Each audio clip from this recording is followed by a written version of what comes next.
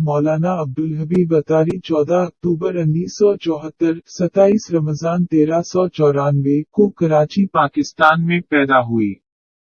वो आलमी शुहरत याफ्ता इस्लामी स्कॉलर, बैनुल-अक़वामी मुक़र्रर और एक इंसान की हैसियत से आजिज़ शख्सियत हैं। आपने जामिया अमजदिया कराची, पाकिस्तान से दरस निज़ामी की सनद हासिल की।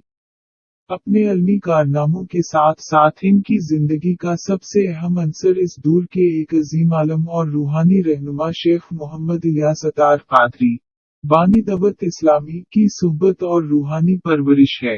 वो एक बैनुल-अक़वामी तंजीम दवत इस्लामी की सेनेटरल एग्जीक्यूटिव कमेटी के रुकन है। वो मदनी चैनल के सरबराह हैं, एक इस्लामी टेलीविजन चैनल 24 घंटे। इसके अलावा वो जामिया अल-मदीना दवत इस्लामी के इदारों के सरबराह भी हैं, जो इस्लामी स्कॉलर्स पैदा करते हैं। वो दवत इस्लामी के शुबा बराए इंसानी वसाइल, उमूर खारिजा और कारोबारी बरादरी के इंचार्ज